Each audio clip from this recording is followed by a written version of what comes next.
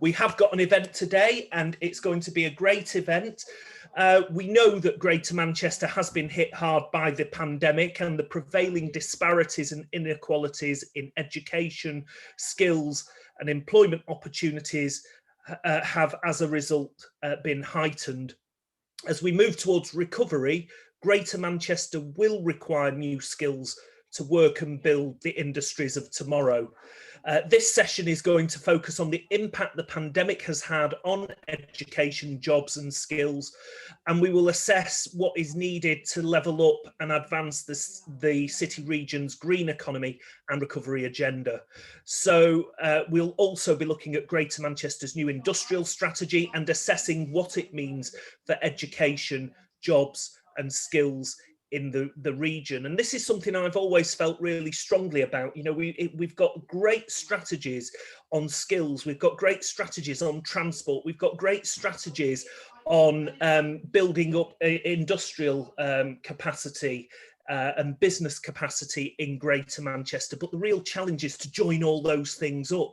You know, if we are going to have clusters for specialist industries, and take, for example, Media City, on the Salford-Trafford border, if that's going to be the state-of-the-art cluster for digital media, then the challenge is, how do you get kids from Denton and Reddish educated so that they can have a chance at getting those jobs at Media City? But just as importantly, how do you physically get them across the city region by transport so that they've got a chance of accessing those jobs? It all has to be joined up.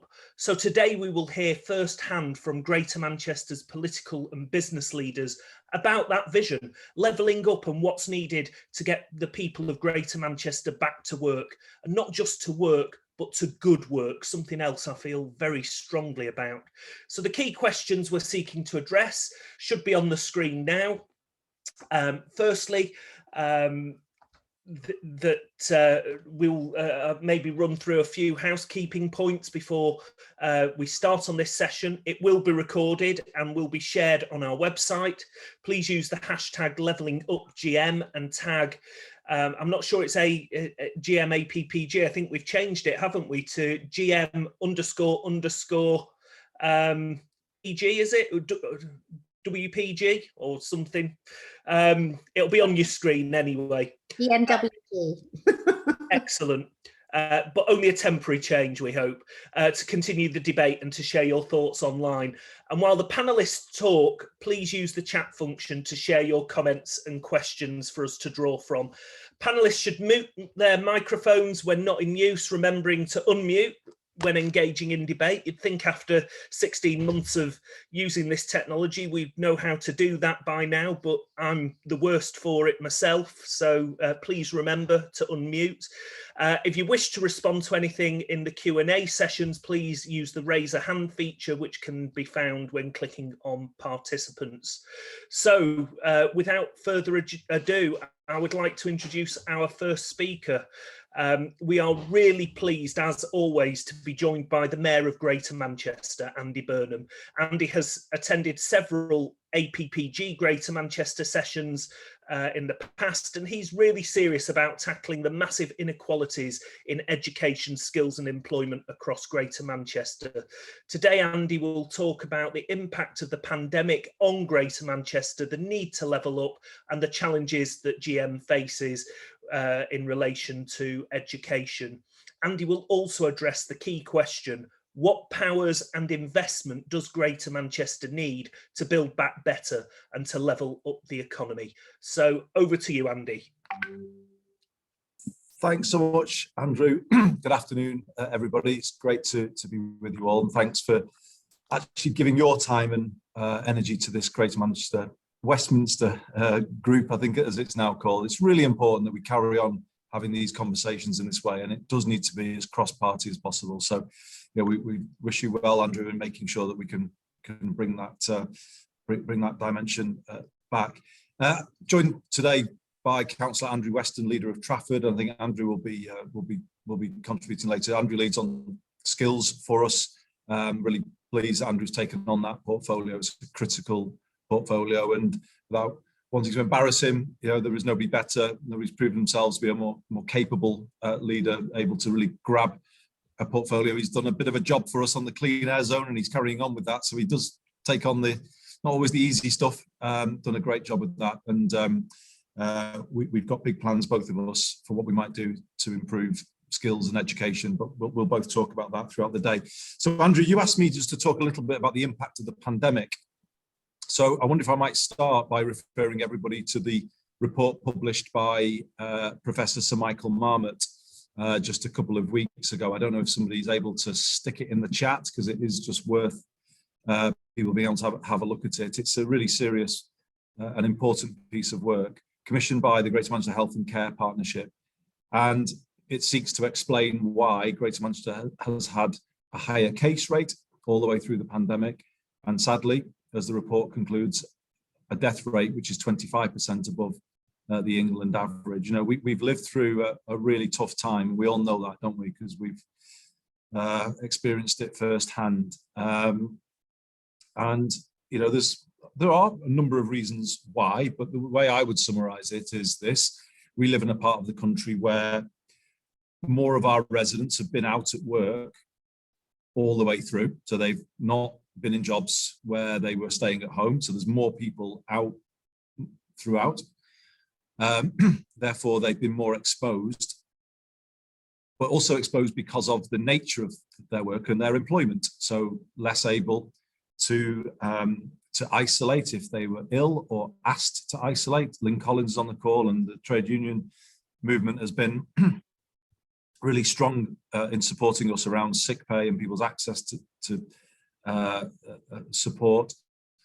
The high death rate is a reflection of the insecurity of work for too many of our residents, but it is also linked to housing. And if you look at the map of where cases have been highest, it pretty much is a map of the places that have always had the greatest levels of poverty in our country. If you go back 100 or more years, these are the places that have never had the investment that they need when it comes to levelling up. So that's where you've got to start, I think, Andrew, with any discussion about levelling up. And to be fair, I think the Prime Minister's analysis in his speech today is quite similar, actually, to what I've just said. What was lacking from his speech was the solutions, because levelling up is not a small thing. You can't do it through a chewing gum task force or a bit of throwing a bit of money at the odd council for the odd building. I didn't even know we had the chewing gum task force until today, but someone tells me it is in fact true. National government taking on the responsibility of local government isn't levelling up, is it? Just because they're talking about things that councils talk about. That is not levelling up. Levelling up is investment at scale across a city region that gives people good work, good homes, good transport, and as a result of all of that, better lives. That is levelling up, and I think that's where we've got to start ourselves coming out of this. In terms of Greater Manchester's plans, I just want to refer the group, if I may, Chair, to all of the work that we've done that has actually been preparatory to this position that we find ourselves in, but now comes into its own. So I'm thinking, of course, of the clean air zone that Andrew has led on, and the kind of reality now of it coming into being, alongside the plan for the London-style public transport system, the B network. We've got to a point where we can move these two things forward together, which will, in fact, change our communities, will create some jobs. I need to reference the Places for Everyone, the Plan of 9, which is the new planning framework for Greater Manchester, published earlier this week. That identifies locations where significant development can take place. There is, of course, our plan for a zero carbon city region by 2038. So all of these things are the enabling plans for a more prosperous city region. And as well, of course, as our industrial strategy, because then that creates the industrial development that will go into those sites that are identified in the spatial framework. So I think we're pretty unique as a city region in that we're good to go, if you like, in that we've done the work and we know where we want to go in the next period as we look to level up. And that point about climate, I think, is the thread here. In my view, Andrew, if we rise more quickly to the climate crisis coming out of the pandemic, we will more quickly solve the jobs crisis, the housing crisis, and make our communities better places to live, more attractive places to invest. And that's the way I see it. That is the catalyst now for creating new opportunity for people around the city region. Again, if someone could put this in the chat, I'm sorry to keep doing this, but there's lots of capable people on this call. We had a report yesterday, Andrew, from Net Zero Northwest, which was trying to quantify from an economic opportunity point of view what a net zero Northwest means. And there were some amazing figures in that, but I'm going to pick out one because I think it's the most it's got the biggest potential in some ways to touch all of the strands in which we're interested in: people's health, people's homes, people's communities, people's jobs. And it's the retrofit opportunity. I'm really pleased that Kate Green's on the call today, because I think we've got to kind of join up some of this thinking about our industrial plans, particularly in the climate sphere, with the skills needs that we will have to make those plans a reality. Because I think it's the skills that may hold us back if we don't get more focused on it. This report that has just miraculously appeared in your chat, thank you, Sarah, says that there are 200,000 jobs to be created in the task of retrofitting to zero carbon the buildings and the homes of the northwest of England. 200,000. And if you then break that down to our level, somebody on the call will correct me if I'm wrong, but it's at least 50,000, isn't it? And I would imagine potentially more. Now, why is this a really interesting sort of area to focus, and why have I established a Greater Manchester Retrofitting Task Force?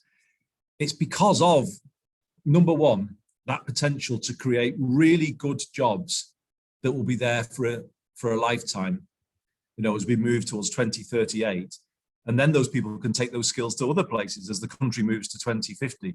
When have we ever been in a position as politicians or people at any walk of life on this call, trade unionists or anyone else, to say to the current generation in Greater Manchester, train in these skills and you have a good chance of a good job for life? I don't think I've ever been in a position in my life where we could say that, but I think you can say that if we can make this retrofitting challenge a reality.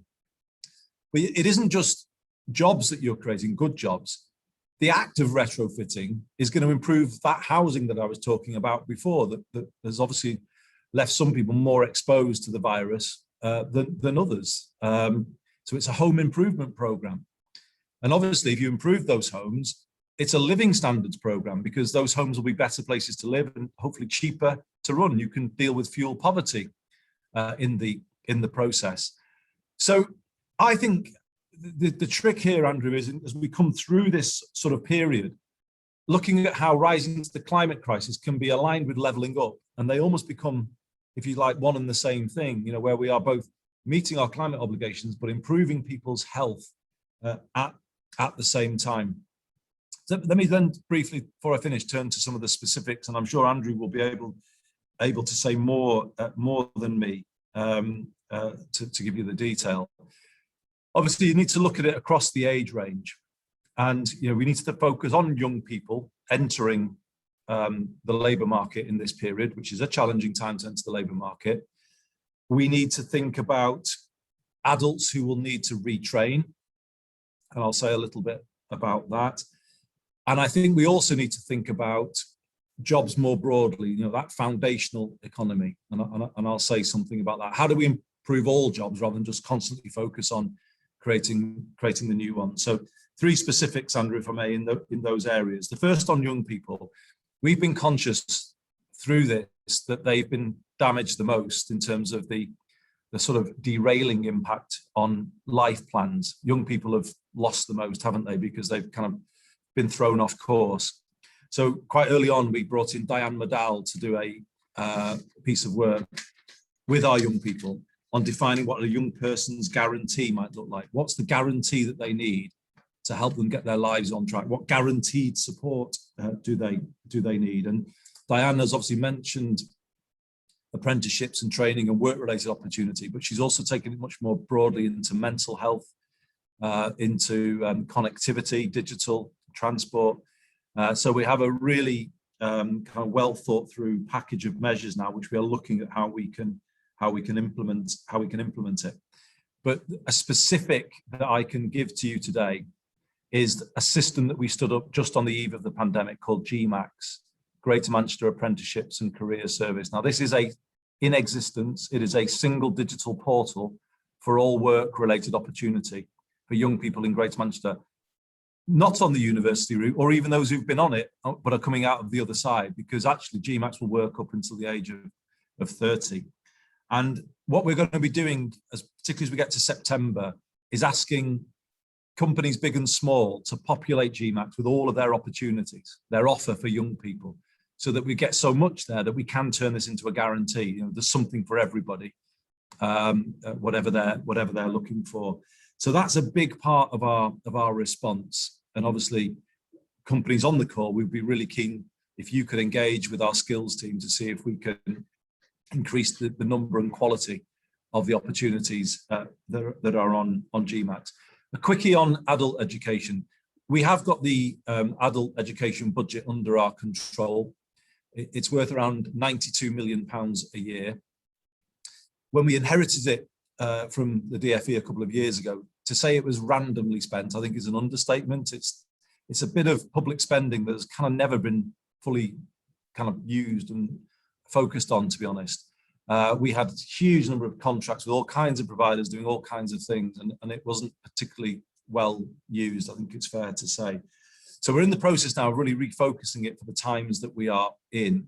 And Andrew and I are keen on the idea of conversion courses for people who are in parts of the economy that maybe have struggled through the pandemic, so that they get that little bit of retraining to kind of pivot into the bits that are the growing parts of the economy. So obviously I'm talking about green skills in construction or green energy, green transport I mentioned, or also digital conversion, because the digital world has expanded massively post-pandemic. We are already Europe's fastest growing digital and tech hub, and we are growing further. I just was with a gaming company yesterday who are bringing 700 jobs to Manchester city centre. Manchester's digital success story is growing all of the time. GCHQ are recruiting in our communities. There is a lot happening across the full digital waterfront, and that is something that we need to sort of seize. The risk to it, though, is that skills pipeline. These investors will want to be sure that we can continue to provide the people to fill these roles, and we can't be complacent about that. Andrew and I have got a big job on our hands to make sure there's a steady supply through that skills pipeline to service the requirements of our growing green sector and the digital sector. Andrew, I'm conscious I've spoken for probably a little more than I should, but I'll finish just very lastly on this point about everybody's jobs, good work for all. Because as I've said at the start, the pandemic has revealed that the lack of good work, it damaged people's health massively through this. And we can't anymore just kind of complain about 0 hours contracts and people not paid a living wage and not try and do something serious about it. So you'll all know that we have, with the help of the Growth Company and Mark and his colleagues, developed the Greater Manchester Good Employment Charter. We have agreed as a CA and a group of leaders that we want to link it more to public procurement as we move forward, working through a network of anchor institutions, but then going beyond. We now have to become much more serious about this drive to improve work for all of our residents, and that's very much what Michael Marmot is asking us to do. Alongside that, we've set up a task force for a living wage city region, and again, it's about going more directly to companies now and not just saying, will you get round to it one day, but say, look, here is a business case which shows you how you can pay a living wage to all of your employers, a more interventionist approach. And Lou Cordwell, the chair of our LEP, is chairing that that task force, that action group, showing that it's a pro-business thing to look after your staff. It's a pro-productivity thing to treat them properly. You know, it's a way of reducing sickness and recruitment costs if you have that engaged, productive, well looked after workforce. So I'm going to leave it there, Chair. I mean, I've given you a kind of bit of a run through there, all of the kind of current thinking that's running around Greater Manchester. It's been really tough, but the positive to finish on is I think this period that we're going into now, the next 3 to 5 years, will see more change for the better than probably we've seen at any point in our lives. Transport's going to change, homes are going to change, our communities are going to change, and that will bring with it huge opportunities to continue to make this the best place in the country to grow up, to get on, and to grow old. But with that, I'm going to hand back to you. Thanks very much, Andy. And, you know, there's some really exciting stuff in there.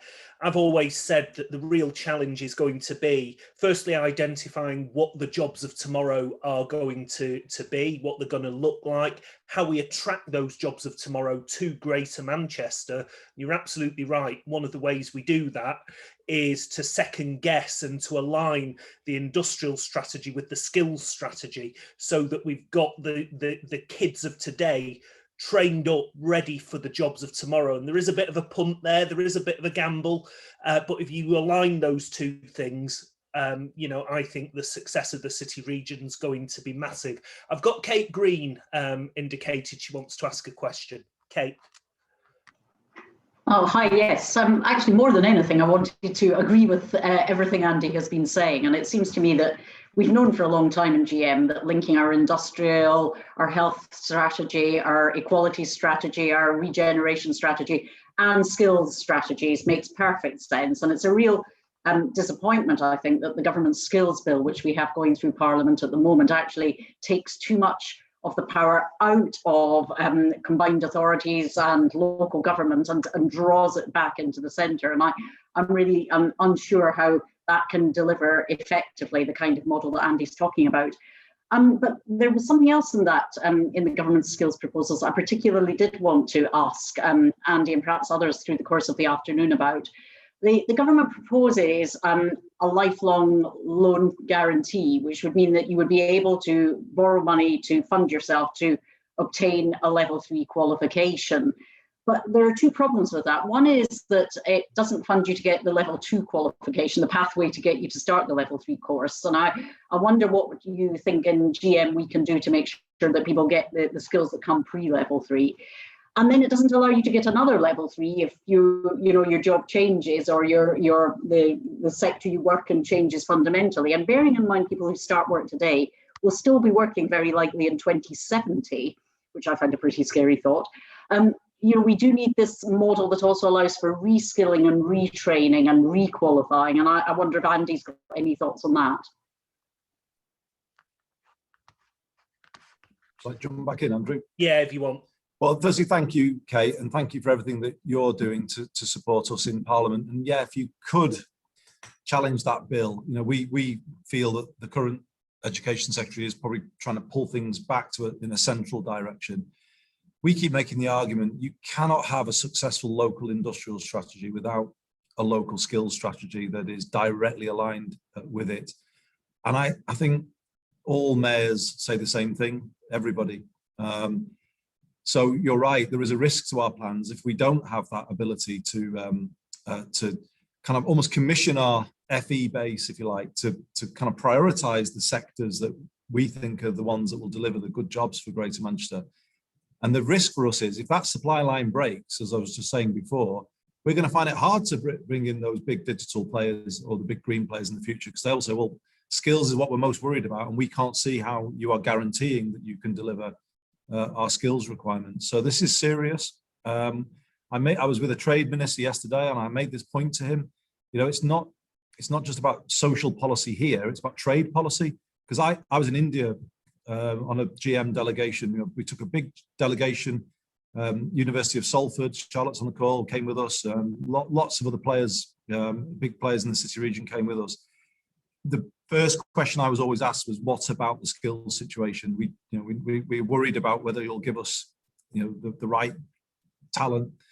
And if you can't answer that question, we aren't going to succeed, are we? From a trade and an inward investment point of view. So it's a really serious thing, and please keep banging the drum for us in Parliament. But you actually, you touch on another challenge, and that is that money for people throughout their lives to retrain. The level 2, level 3 thing it's about aligning HE with FE, isn't it? And I know the University of Salford are doing a lot of that, as are our other universities, but really allowing it to align and create pathways for people that are logical pathways, through to those higher level qualifications. And it isn't joined up at all as it should be at the moment. I think what Andrew and I would like to say is, build out from that adult education budget, because that could really work. That is under local control. And I think we can make it more meaningful people at our level than the government would ever be able to do at their level, because we'll be able to spot those missing skills gaps in our system and then create those bespoke courses that help people, take that little leap, as I said, from where they were to where they want to get to.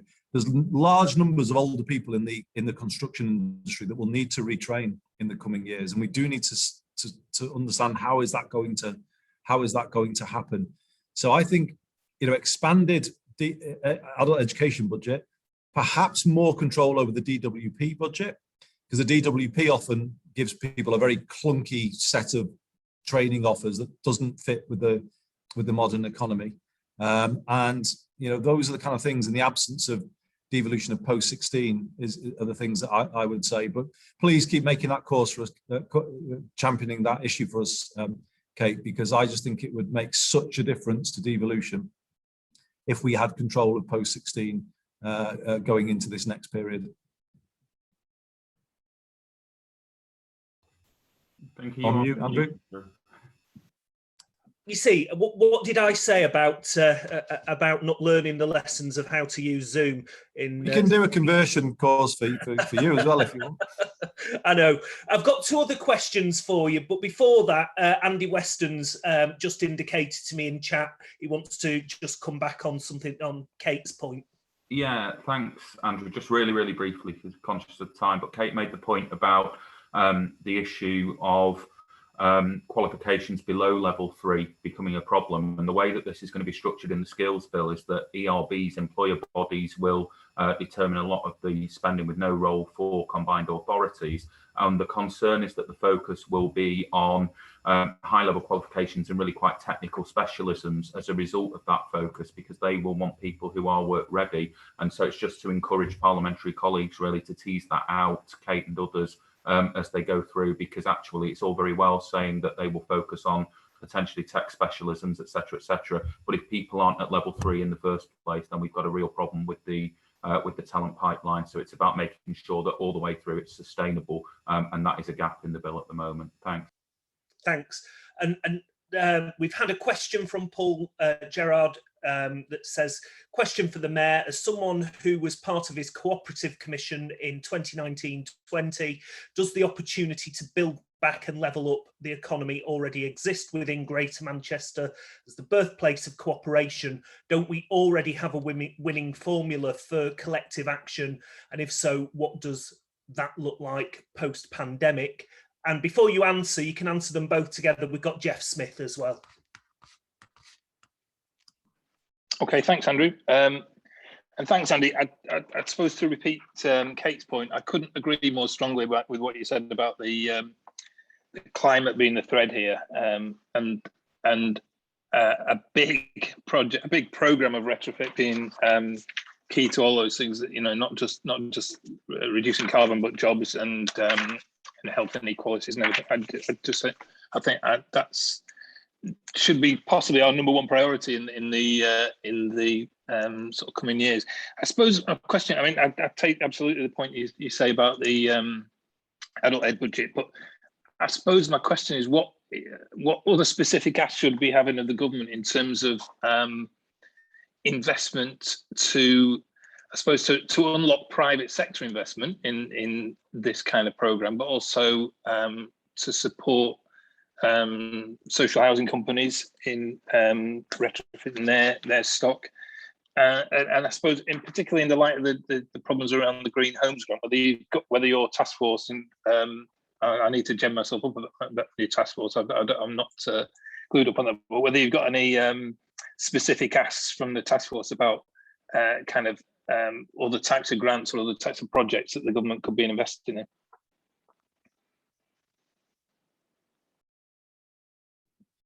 Shall I take that one, Andrew? Yeah.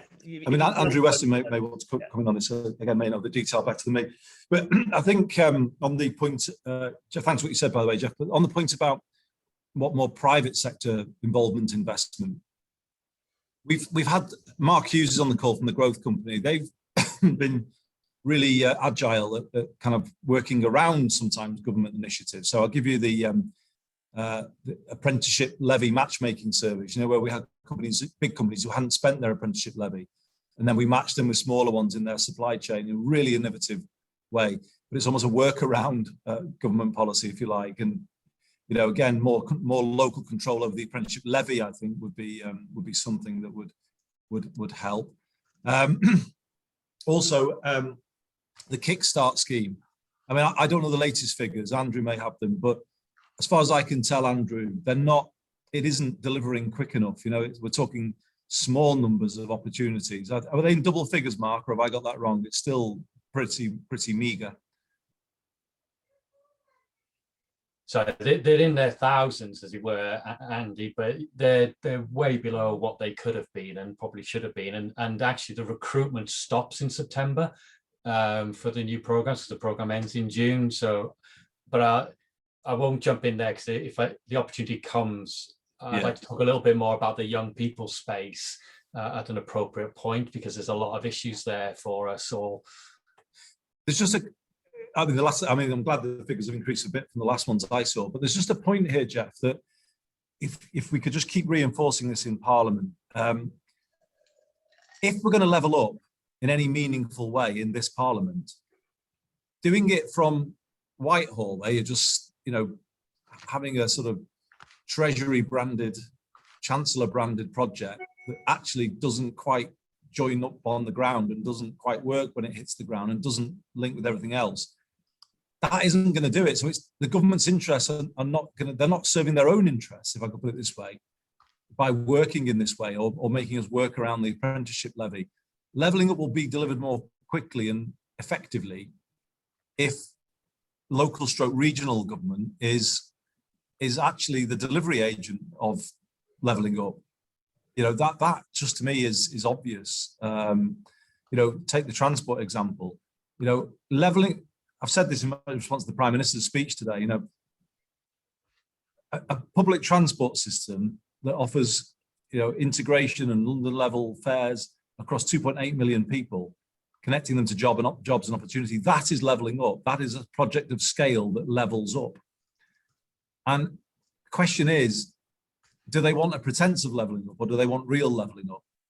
And I still think, I've heard the speech today, but I still think that is the issue. We get good analysis from the Prime Minister. I think his analysis was fine. I had no problem with it. But then we get what Bob Kerslake calls pea shooter policies. And they are pea shooter policies. And, they're not, they're both insubstantial in their sort of scale, but because they're done at such a high level, i.e. Whitehall, they don't actually work either. And the Kickstart scheme, Mark will tell you more about that, is an absolute classic example of it. And Jeff, there was another part of your question, wasn't there? I don't want to, it was just about any specific kind of projects that we could be looking at. Whether it might be hydrogen or some kind of replacement for the Green's Home Grant, or whether there are things that we should be asking for. I think we've got some fantastic projects to pitch. The hydrogen scheme, that is a joint one between ourselves and Liverpool, is actually moving forward, and so that's exciting. But I would come back to retrofitting, and I would love you and Kate maybe to come to a meeting of the retrofit task force. And indeed, I would invite anyone on this call to come and observe a meeting of it. Particularly our HE and FE providers getting knitted into it, because it's only in early days, but what we're trying to have is one conversation about an issue that is complex on every level and actually requires sectors of the economy to kind of work together that perhaps traditionally haven't worked together. So I am talking about, construction, with green finance, with skills. These are kind of partnerships that we're going to need to knit together that aren't necessarily currently fully formed. So that, I think, is that is a leveling up opportunity that ticks so many boxes, doesn't it? Because you're improving people's homes, you're improving their health, raising living standards, you're creating jobs. That is a brilliant example of a green project at scale, that kind of where the investment that goes in from the public sector multiplies across a number of objectives. And I would really recommend the report from the Net Zero Northwest report to you, to look at what they've laid out there as the scale of the opportunity. So £52 billion requirement though across the northwest of England to make all homes zero carbon. And obviously what we also need is innovative thinking in Whitehall as to how you pay for that. Brilliant. Thanks, Andy. I'll bring other questions in after the next session because we're now massively overrunning. But thanks very much to Andy Burnham, the Mayor of Greater Manchester, for thanks, Andrew. Thanks, everyone. Such a comprehensive presentation and Q&A. We've now got our expert panel who will give their perspectives and comment on what work, skills and investment we need to level up and rebuild the Greater Manchester economy for today and tomorrow's generation. I'll invite each panelist to give their contribution, and then at the end, we'll open it up for discussion. First, we have Lynn Collins. Lynn is Regional Secretary for the Northwest TUC. Lynn, what are your thoughts on this topic? Thanks, Andrew. I wanted to start off with a couple of statistics to contextualise what the TUC sees as perhaps the three things that we need to focus on here in Greater Manchester. And there'll be a strong focus on tackling inequality as part of this. So 4 sets of stats. Stat number 1, the total volume of employer-led training for workers has fallen by 60% since the mid-1990s. That's from the Labour Force survey. Stat number 2, who's affected by that, it's lower qualified and young adults who've been hit the hardest in the last decade. Their access to training is down twice as much as other workers. And this was all pre-pandemic. We're yet to see the impact of the pandemic. Stat number 3 is that graduate employees are 3 times as likely to be able to access workplace training as those with no qualifications at all. And number 4, half of adults from the lowest socioeconomic groups receive no training at all after they've left school. So when we're tackling what we know as the skills divide, we also need to focus and tackle that class divide and the entrenched inequality that we find in society, in our communities, and consequently in our labour market. Michael Marmot got that spot on, I think, in his report.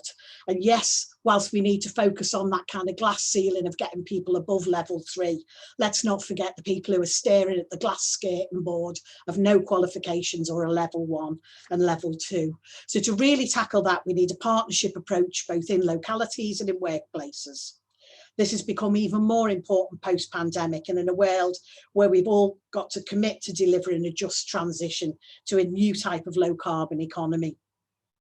So you'd have thought the skills white paper would have addressed that, but if you do a word search on that document, you won't find one single mention of trade unions. And you'll find little reference to the strategic role of combined authorities. Absence of reference to trade unions is perhaps not surprising from a government that this year chose to withdraw all funds from the Union Learning Fund, despite decades of evidence that it was those projects that reached exactly the learners left out of workplace training. The independent evaluation of ULF showed that 70% of learners and 79% of those who had no qualification at all said they would not have taken part in learning if it wasn't for their union supporting them. 68% of ULF learners had no previous qualifications and they gained one for the first time on a Union Learning Fund project.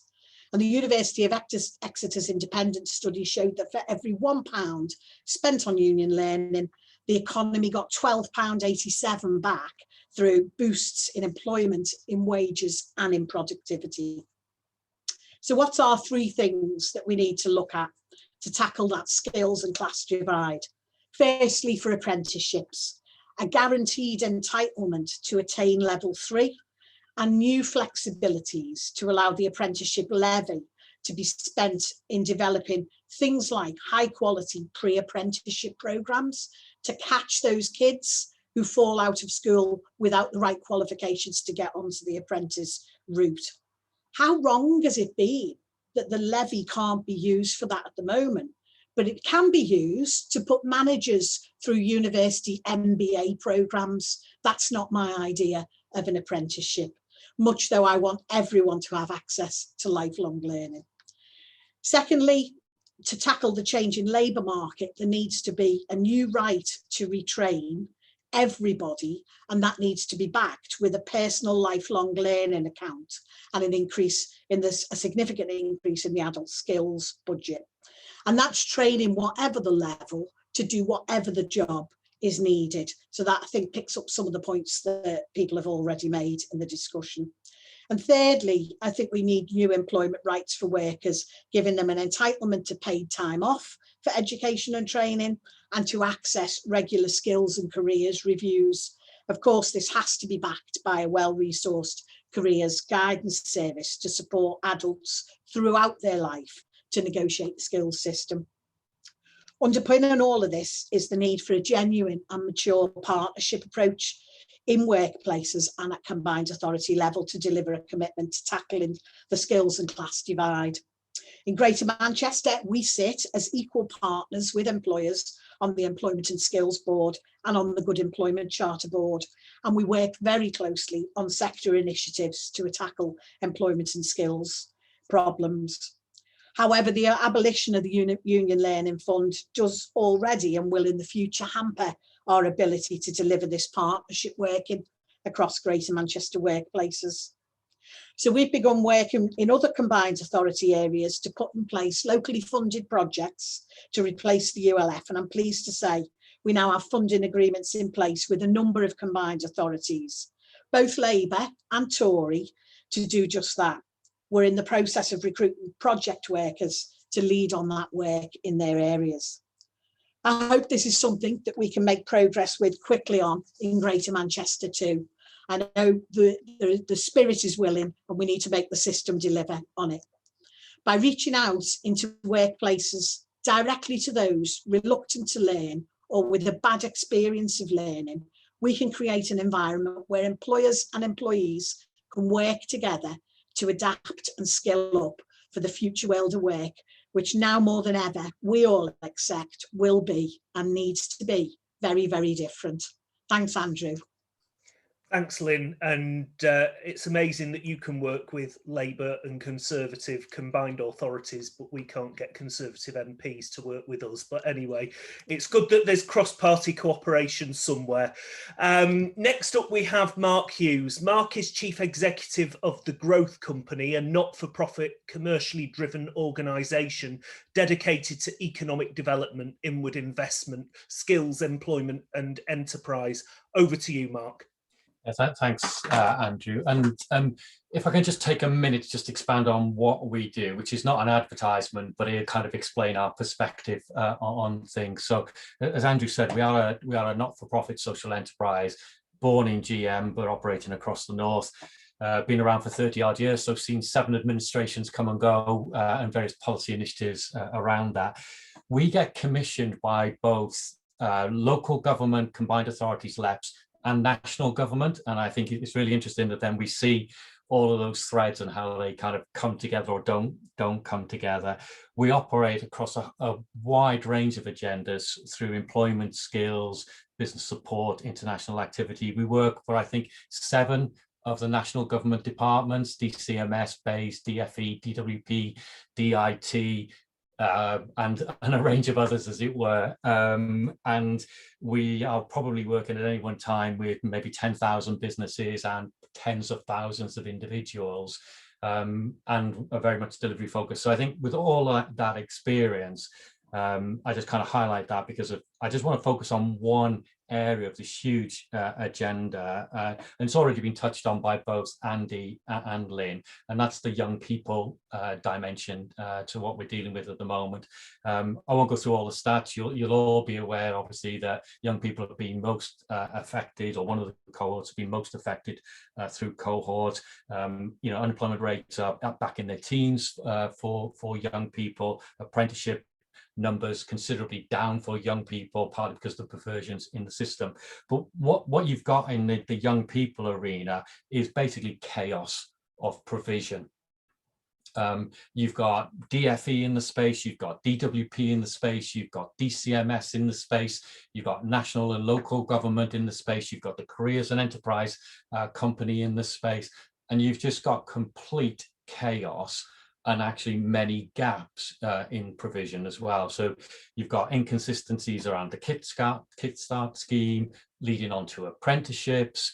You've got gaps in life skills, training and education around careers, experience and delivery in schools. And just at the point that young people need the most assistance, you've actually got accumulation and basically a concoction of programs starting, finishing, missing each other, and really not serving any of our residents well at this moment in time. If there's one area that we should really try and get sorted, and needs to get sorted with great urgency without layering more things on top, because that tends to be the answer. Oh, there's a problem, let's stick something else on top to make it better. Whereas actually we need to kind of re-engineer a lot of the existing programs and align them much better rather than put something else on top. So I'd make a plea and an interest around the young person employment support activity, careers and employment support activity as an area for considerable effort. And I'll leave it there, Andrew. Struggling to unmute myself. Thanks, Mark, for that presentation. Now moving on to Rachel Parr. Rachel is Human Resources Director at Electricity Northwest. So over to you, Rachel. Thanks, Andrew. Hello, everyone, and thank you for letting me be part of this event today. What I want to just share with the group is just a few perspectives from what it's like to actually be an employer who heavily uses an apprenticeship programme scheme. And it's been really interesting to hear already the views and opinions, and certainly a lot of the stuff that, Lynn, you were talking about resonates completely with some of the, I guess, challenges that we feel that we have to overcome as an employer in this space. So we're an electricity network operator, and so very much we believe that there are new skills that are required for the future to help with the decarbonisation. And we've done a lot of heavy investment from our organisation into that space, but recognise that we need some new skills to help us to deliver that. And that is largely being done from our organisation through the employment of apprenticeships.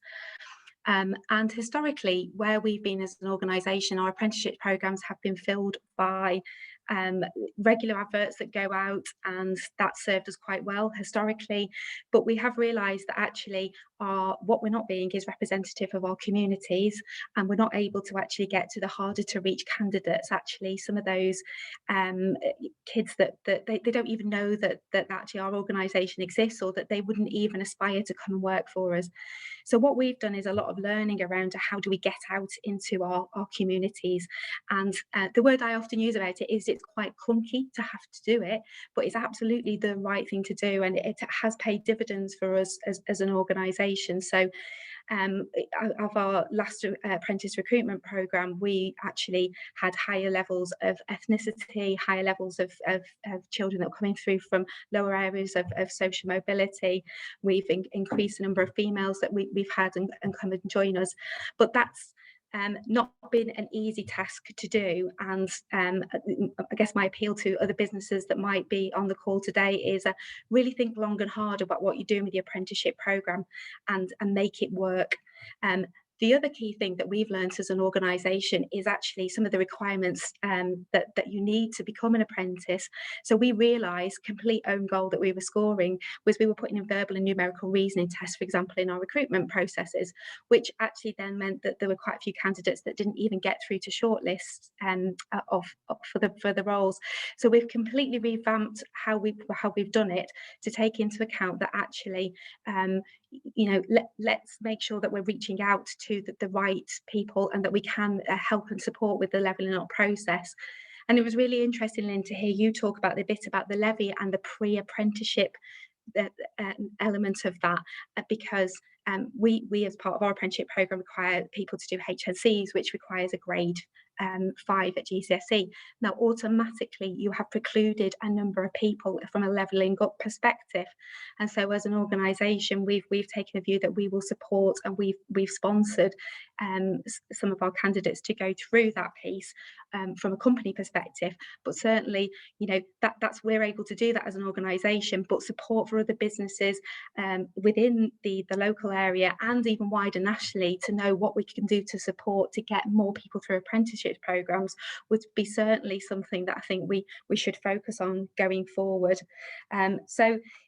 Main points from me are there's absolutely, it's a responsibility of businesses to operate in this space, and I think we need sharing of best practice in terms of what are we trying to do to make the most of this and to reach out, because it is incumbent upon us, each and every one of us, to make sure that we can support in this space. Thanks for that, Rachel. We are now joined by Councillor Andrew Weston. Andrew is Councillor for the Priory Ward and leader of Trafford Metropolitan Borough Council.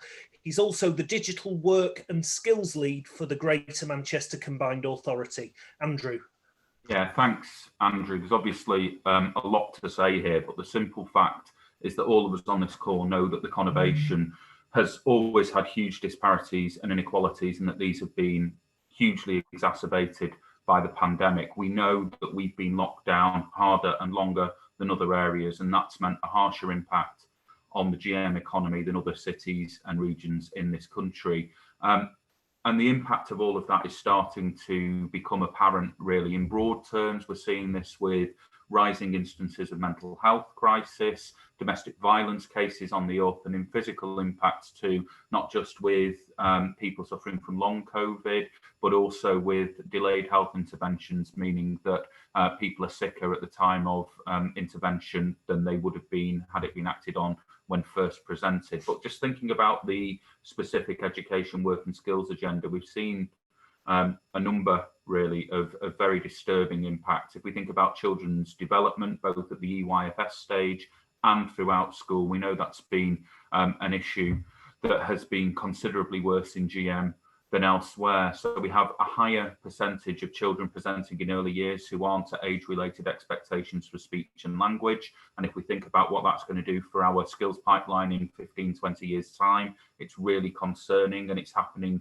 most in deprived areas. So in the most deprived part of my own borough, in Trafford, over in Partington, 90% of children in that cohort are not at age-related expectations for speech and language, and that is a serious uptick on where it was pre-pandemic. But also, if you think about children across a broader age range, back in the autumn, 25% of schools in GM were affected by positive COVID cases, and kids were missing out on their education. That's against a figure of 7% nationally. So we're obviously really, really worried about the impact that that's going to have on educational attainment and life chances for those young people. If you think about work and skills, the claimant count's up from pre-pandemic levels. Access to work has been more challenging, and in particular, the ability to access apprenticeships and training has been diminished. Yes, some sectors have done well, but others, such as logistics, hospitality, have faced the double impact of COVID and Brexit. So there's an awful lot going on. I could run through stats that show issues around younger claimants being particularly challenging, or the number of people moving from unemployed to economically inactive being higher in the region than elsewhere. But if I just say that what that tells us is that there's an awful lot for us to do to build back better and fairer And I think it's fair to say that the pretty vacuous speech that we heard on Levelling Up this morning from the Prime Minister isn't how we do that.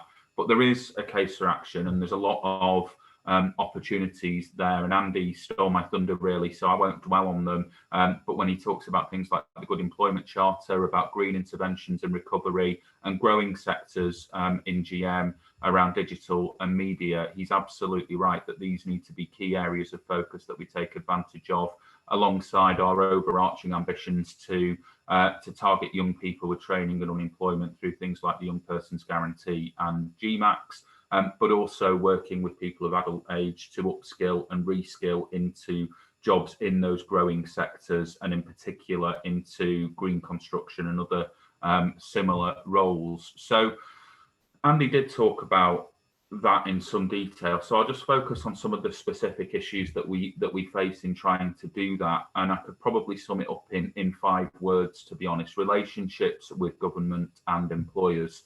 And I say that because, you know, we're trying to build on some of the work done earlier this year around the GM Inequalities Commission, led by Councillor Brenda Warrington, the leader of Tameside, which told us that we had a real opportunity to sharpen our focus on good lives for all, pushing that Good Employment Charter, the real living wage, and starting to do more to tackle the skills divide. The challenge in that is that it requires buy-in and partnership working from central government, but also that the economic shock that the pandemic has created means that businesses are in some cases less well placed to pay the real living wage or to offer apprenticeships or training. And that might be not just because of financial issues that we're all familiar with, but just because of really practical things, like the fact that people are working from home more, so it's harder to train people up working on that basis. But you know, these relationships are key too in allowing us to really target skills provision, to know what the jobs of the future are in employers' minds, but also to just effectively target that support. And the government approach on this can be really, really difficult. We know that we often get short-term piecemeal support that's got no legacy attached to it when it comes to the end or successor, and that means that planning for the long term is incredibly difficult. Likewise, blanket national approaches aren't going to work for us given the challenges that we have in GM if we are going to build back better and fairer. We know this government is not fair in the way that it goes about funding. Last week, the NAO told us that in the education sphere over the last 3 years, children in the least wealthy fifth of the country had their per pupil funding cut by 1.2%. Conversely, in the wealthiest part of the country, up by 2.9%. So we really, really need to get into the nitty gritty with them and show them why we need a bespoke GM solution. We can see that in some of the challenges that we have around data. The Kickstart data has been really sluggish. And if you think about the Levelling Up prospectus that came out earlier this year, I'm not quite sure how this happened, but 9 of the 10 GM boroughs, including my own, which is clearly the wealthiest borough in Greater Manchester, were put as priority 1, but Salford was put into priority 2, which is quite ridiculous. And had they taken that high-level national data and combined it with some local intelligence, we'd have been able to point out the reasons for the anomalies there. As a result of that, and then failing to take advantage of that local expertise, we're in a position where the 18th most deprived local authority in the country is not a priority for levelling up. So there's a huge issue, I think, but an opportunity to improve our relationships with both government and with employers. And it's really important, I think, particularly given the way that the skills bill is starting to shape up, that we take advantage of that opportunity, because as Andy and Kate were saying before, there's a real challenge for us in that the role of combined authorities isn't acknowledged within the skills bill, even though we have the devolved functions and funding, in fact, to intervene in the skills area. So some big challenges for us, but if we can get that right, I think those green jobs that Andy talked about, the upskilling and reskilling agenda, and the guarantees that we want to give our young people can become a reality. It's going to be a very difficult road ahead, but I do think working closely with government, we can get there. And that's probably all I want to say, Andrew, because Andy did a lot of the high-level vision stuff, so I was left with the less exciting.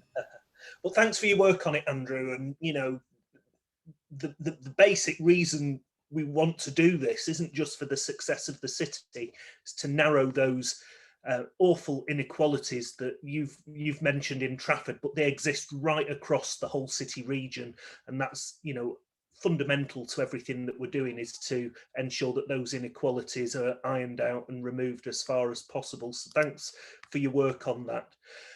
Next, we've got Charlotte Morris. Charlotte is Corporate and Regional Affairs Manager at Salford University, where I graduated from. So it's always a pleasure to have a representative from Salford University. So over to you, Charlotte. Thank you very much, Andrew. Yes, and always nice to see you as well. So yeah, hi everyone. Thanks for having me today. Really delighted to be here.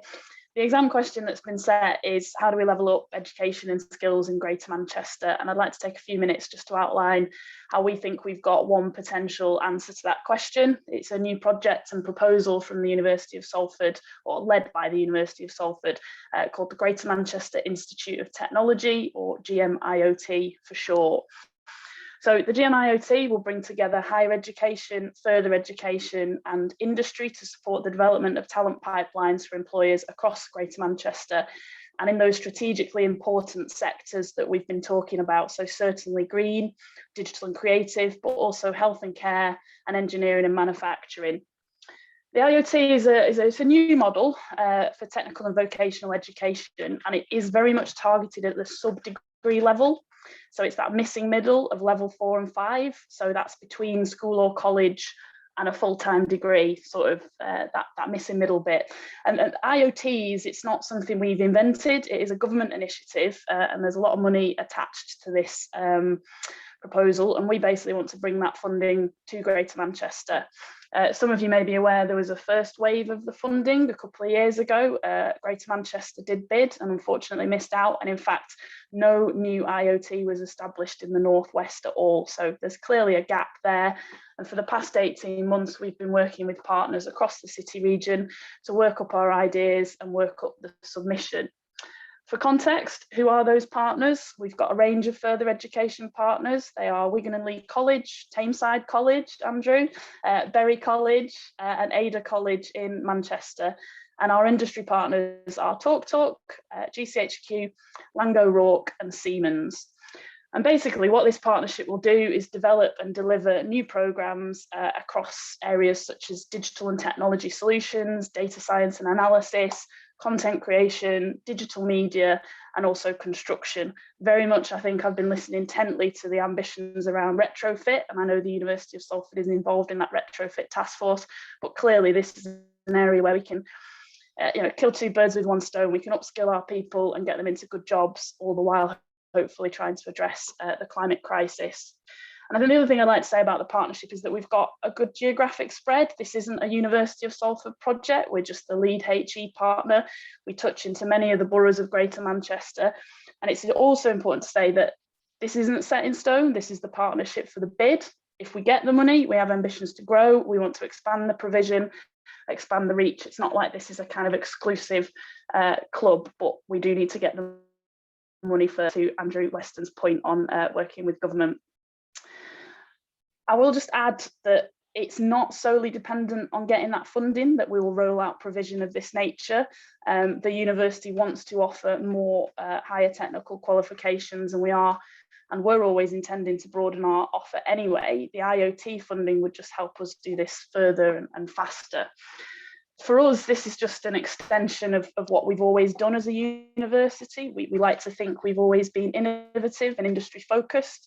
We were actually one of the first universities to offer sandwich degrees in the country. I think it was about 1949.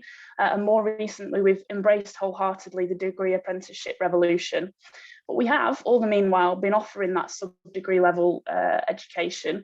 Foundation degrees are, of course, a level 4 qualification alongside HNCs, which have always been relatively well seen by the industry in the construction sector.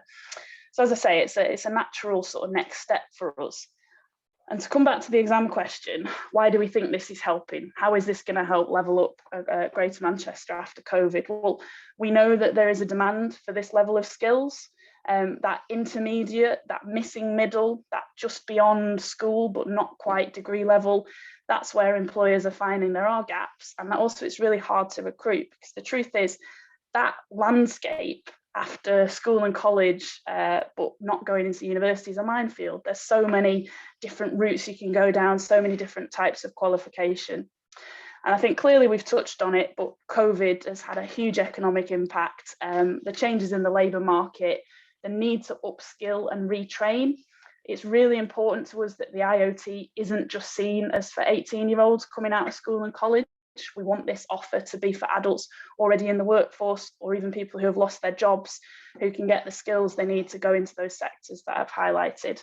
It's very much a lifelong learning focus. And we have touched on the government reforms that are going through in the white paper, and clearly government is keen to develop this lifelong education system. Also, we've heard about the lifetime skills guarantee and the new lifelong loan entitlement, which would effectively be a modular and credit-based system where people could step on and step off between further education and higher education.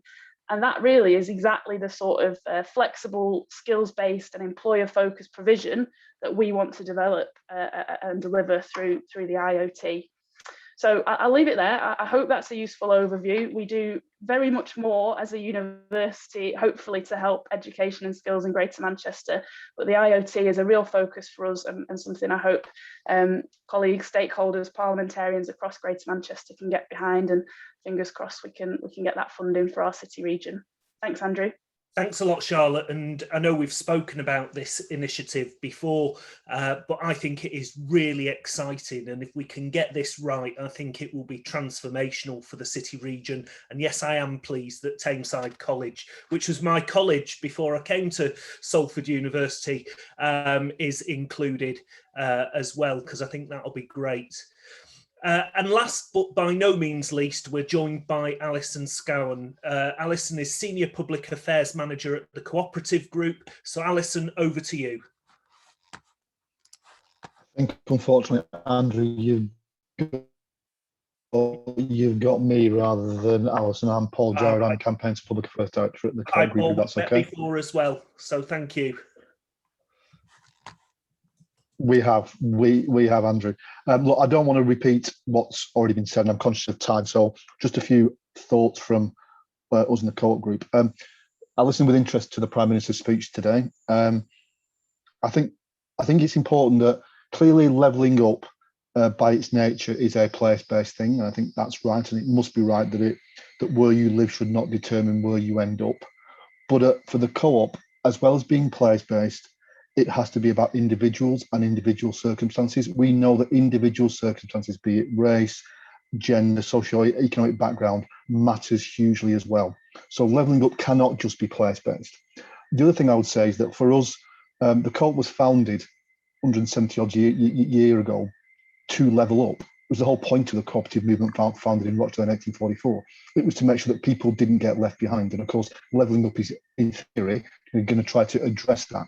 So for us, we would really hope that the GM approach is a cooperative one, a collaborative one. And I think there's three examples I'd draw on that explain that in terms of what the group have done. The first one is the levy match scheme, and we're working with the Growth Company to do this. It's already been mentioned a couple of times that the apprenticeship levy doesn't work particularly well. It doesn't deliver on the policy intent. Most importantly, there's way too much levy funds that are never spent. What we have done is working with the Growth Company, we've identified a way that businesses can take their unspent levy funds and can put it into a match pot, and that can then go and support apprenticeships in small and medium enterprises in underrepresented groups.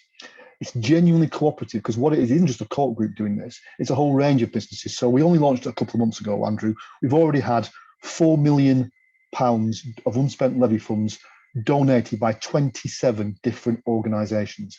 That has led to almost 200 new apprentices, half of whom are in the Greater Manchester City region, to a value of £1.1 million. If it hadn't been for the cooperation of those 27 businesses coming together, that £1.1 million, £500,000 of it in Greater Manchester, wouldn't have created those 200 new apprenticeship starts. So that's a real example. And any business on here who wants to join that, please just get in touch with us. It is genuinely about coming together to pool the assets we've got. So within a couple of months, we've got 200 new apprentices because we're essentially working around the limitations of the government scheme. The second example I would just draw out to you about why cooperation is going to help us is that, as you know, Andrew, the Co-op Group run 20-odd academy schools throughout the Northwest and indeed over the dark side of the Pennines into Yorkshire. What we've done in those academies is that we've created a virtual work experience program to be able to go into work, to be able to make that transition from education into work. But what's important about that virtual work experience, it's not just work experience with the co-op. We've come together with our leading suppliers, Microsoft, ITV, Kellogg's, Procter & Gamble, people who we work with as a business. And together, we've pooled our assets to create a program that allows those young people in our academies to go out and look at different kinds of work in different kinds of environments, different kinds of cultures, really equipping them for what they will need to be successful. We're piloting that this summer. We'll roll it out across 2022. And again, other businesses that want to get involved in that to begin to help young people see what is the options for them, then please do get in touch with us. But again, it's not about the co-op or a business doing something. It's about businesses coming together to do something. And the last point I would make is just for information, and I think it's important. The Co-op Group is a real living wage payer. We pay the real living wage, have done since earlier this year. And I think fundamentally levelling up has got to be economic. And therefore, I think businesses need to find a way to support their colleagues and make sure that they get paid. And certainly my colleagues in our co-op store right across the Northwest have genuinely been heroes during the pandemic and absolutely really deserve to be paid a proper wage, which we are doing. Thank you. Thanks, Paul, and I couldn't agree more with you about the real living wage and the work that the co-op's done to ensure that is a reality rather than just rhetoric. So thank you for your contribution. And finally, we have Subramaniam Krishnan Harihara from the Greater Manchester Chamber of Commerce. Thank you, Andrew. Thank you, Chair, for this opportunity to be part of the panel. Good afternoon, everyone. In making my remarks, I'm going to draw upon conversations that we have had with our business members, but also the research that we have done here at Greater Manchester Chamber.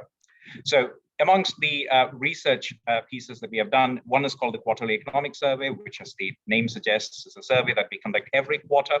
And then another is the annual workforce survey, which is also conducted by the Chamber of Commerce Network. That's just some background. So discussion on labor shortages, skills provision, and the link between skills, employment, and regional productivity. That predates COVID. That discussion has been going on for years. And from the results of our research, we know that even in 2017, 18, 19, businesses in many sectors were facing recruitment difficulties. So labor shortages did exist long before COVID. What happened during the pandemic was, of course, the business environment completely changed and it dramatically changed. Businesses stopped recruiting. But in the last 2 quarters, we have actually seen labor shortages worsen in some sectors as the economy has started to reopen and firms are beginning to recruit again. In other words, in some sense, the pandemic masked over long-term difficulties, which have now started resurfacing again. However, the impact of the pandemic is not transitory, and that's the key thing that I want to stress. There have been structural changes. There have been changes to consumer behavior. And so, for example, in the retail sector, which has had a lot of churn in the last 12, 15 months, e-commerce sales are 30% more than pre-pandemic levels. And I think that is a change that is going to stay with us for some more time. Now, these changes are extremely important to recognize because they have knock-on impacts on employment and skills. So in this instance, with retail, there is now a lot more demand for drivers and warehousing staff, and perhaps less so for shop assistants. But we have also heard of significant labor shortages for diverse occupations, all the way from chefs to truck drivers to software developers. But that's labor shortages on the one hand, and on the other hand, we have significant underemployment. So the Chamber of Commerce here in GM is a Kickstart gateway organization, and we have been reasonably successful. We have actually secured more than 2,000 placements. We have 600 starts of individuals. So yes, I do agree with Andrew, who made the comment again about the sluggish start, and that is true. There has been a sluggish start. So as against 2,000 placements advertised, only 600 placements started. There's a big discrepancy there. However, here's an interesting fact. Amongst applicants for Kickstart placements include graduates from the top universities in the country, including from Cambridge. So there are degree holders from Cambridge who are now applying for Kickstart placements. So in other words, we have that significant underemployment on the one side, which is to an extent not very well recognized at this time. So we have the pandemic, we have had the changes to the ways that in which we are working. So the increased adoption of digital technologies, remote working and flexible working is all the more prominent at this moment. But what remote working also allows people to do is to, it allows businesses to recruit from far beyond their local boundaries. It also enables individuals to seek jobs far beyond their own local areas. So these are some of the structural changes that has been imposed upon us by the pandemic. And in planning for skills provision, we have to take into account these changes, because the biggest challenge in terms of skills and employment because of the pandemic is the challenge of upskilling and reskilling parts of the workforce.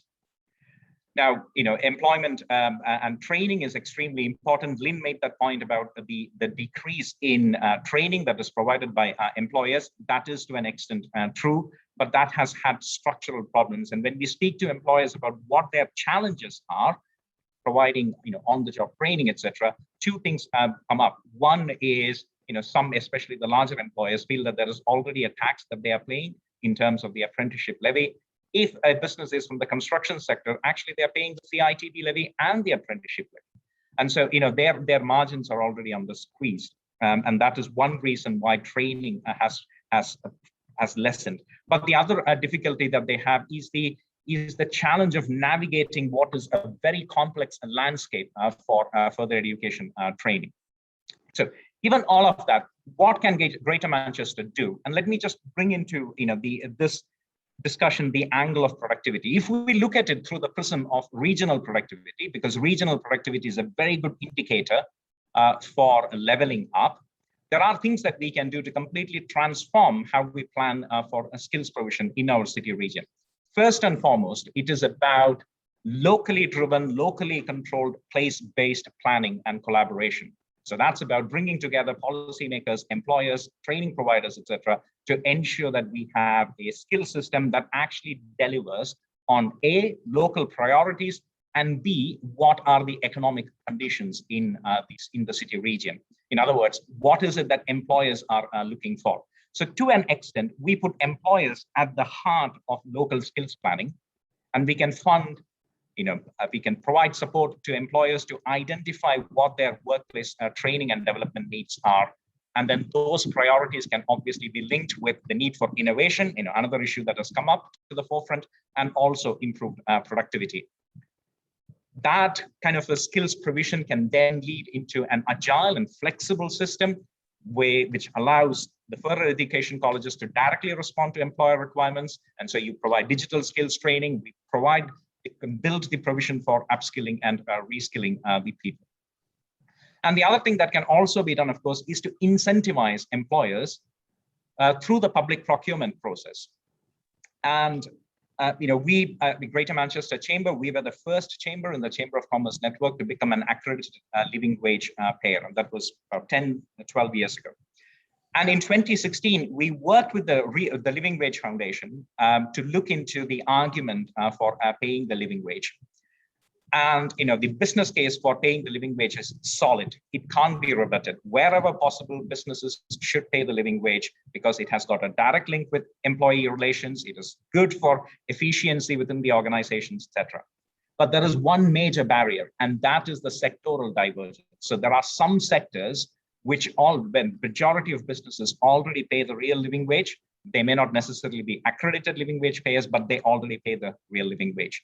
But then there are also sectors in hospitality, retail, health and social care, etc., where paying the real living wage is actually a bit of a challenge. And particularly with health and social care, that's one area where the public sector can actually incentivize businesses, not only to provide employer-led training, but also, providers of health and social care can be incentivized by the public sector to pay the real living wage. And so, it is about collaboration. It is about bringing together the key organizations. It is about responding to local priorities, and it is about responding to employer requirements for skills, labor, and training. And I think that will help us really set the agenda for productivity improvements and leveling up in terms of skills, jobs, and education. Thank you very much. And you've given another comprehensive report to the group, and hopefully we will have some questions to our panelists, and I'd like to thank them for their insights into this topic.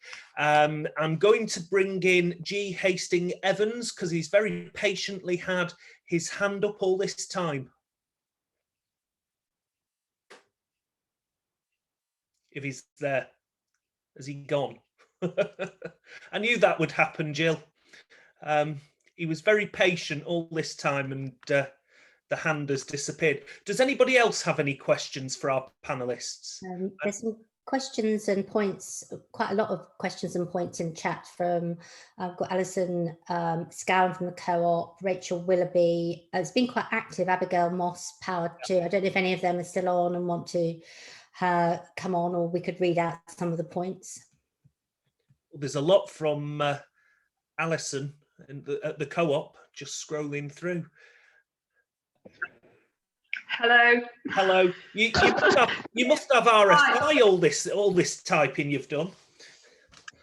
Well, Paul does the talking and I do the typing.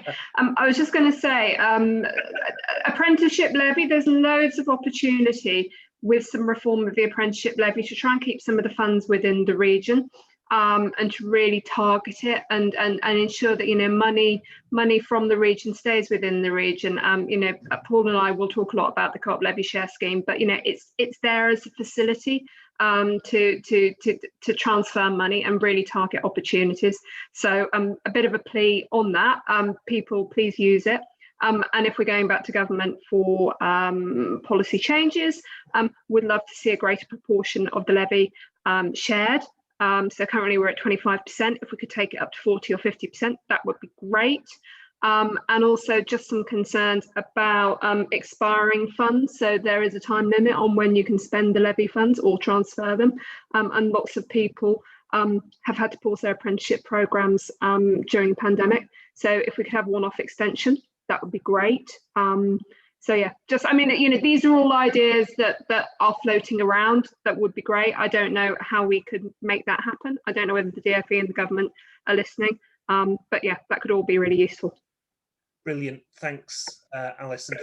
And we've also got some good points from Julie Hilling as well, talking about the role of youth workers working on young people who are disaffected and difficult to get back into work and learning, and how that level of investment is needed to be focused as well. I don't know if Julie's on to add to that.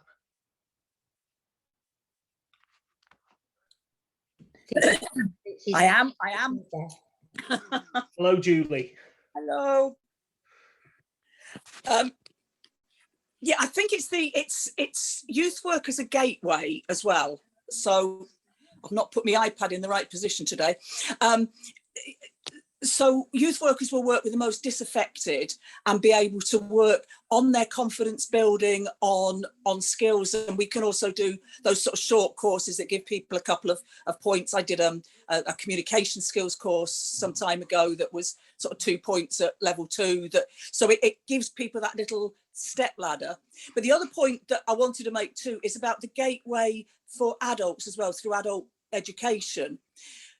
It used to be the flower arranging course, didn't it? And I'm not quite sure what the equivalent is now, but that course that gets people over the threshold and then lets them start to grow in confidence, and again start to access other learning opportunities. So I think all of it is we need to have a focus, as people have said before. It's sort of the pre-qualification, the getting people in who have been failed by the education system and who have no confidence in themselves, in their ability to do anything with it. Thanks, Julie. And we've got Abigail Moss has got her hand up as well. Yes, hi. Exactly what Julie was saying. There's the getting the young people ready, or the adults in Julie's case as well. And then from our end, Power 2 is an organisation which does just that in terms of mental wellbeing. But when we do work with employers and we introduce those employers to those young people and all the people that go through our schemes, so while we're working on the wellbeing end, we're also introducing them to all of the opportunities that they could have if they were in the right place to progress with them. And the young people benefit massively from that, and they don't know about these opportunities, and it's eye-opening. And as soon as those employees start talking to them and with them, you can see all of those opportunities potentially opening up. But my question that I put in the chat was about brokerage. How do we broker the demand of the supply end? How do we work across the third sector and the voluntary sector and the business sector to make those connections happen, make those conversations, make those opportunities happen? Thanks, Abigail. I'm going to ask Andrew Weston if he wants to come in on those points. Yeah, all really well made. I think particularly focus on the last question, really, because that issue of brokerage is critical, really, and it's one of the concerns that we've got, I suppose, with the skills bill, actually. But through the ESAP, we do try and make sure that we are connected in, and that we're able to draw together all of the representation from all of the key partners, really, to ensure that we are listening and that we're able to connect things up as best as possible. I think the challenge that we have, there's two. There's the ever prevailing challenge, really, of the need to be flexible and respond at pace. But particularly, I think that's going to be an issue over the next 12 months or so as we emerge from the pandemic. And then there is this question about what impact a shift to employer representation bodies has on the ability of the CA to respond to that, I think. But if there are specific issues that you want to raise and you feel that you don't have the forum to do that, Abigail, do just drop me an email, because I'm more than happy at any point to have a conversation about that. I am still very, very new to this portfolio, so still learning and really keen to hear if people feel that there are glitches in the system or problems with comms, how we can get better at that. Thanks, Andrew. And certainly in response to Alison's question on the levy, that's something that we as parliamentarians will certainly take up with ministers, because we have to get that balance right, and it isn't right at the moment, so that the system works in the way that we want it to. So that's something that the parliamentarians on here will be able to take on board. I mean, sadly, we've now overrun. So thank you for those of you that have stayed with us to the very end. This concludes the session on building back education, skills and jobs. But before I close the meeting, I just want to mention that we have drafted a letter to the Prime Minister, copied into the Education Secretary, basically reaffirming the need to properly invest in this area across Greater Manchester. And what we want to do, Jill is going to circulate it. We want to get as many signatories to that letter, not just politicians, and we're going to try with our Conservative colleagues, but you know, we'll get a good cross section with or without them, but all the businesses, all the third sector, all the people on this call that are interested in this subject. The more signatures we can get, the more powerful that letter is. So we'll make sure that is circulated to you with an opportunity for you to sign up to it. Want to finally just thank all our wonderful panelists, and to Andy for agreeing to take part in today's session. Big thanks to Olivia and Charlotte at Devo to help facilitate and organise everything. And thanks to everyone who has found the time to join in. It's been an interesting discussion. I think there are some really positive ideas to take from this session about levelling up and helping the next generation to recover from the pandemic. And for more information on upcoming Greater Manchester Westminster group sessions, or if there's anything that anyone wants to raise, do get in touch with Devo Connect, who will be more than happy to assist. So thanks everyone for your time today.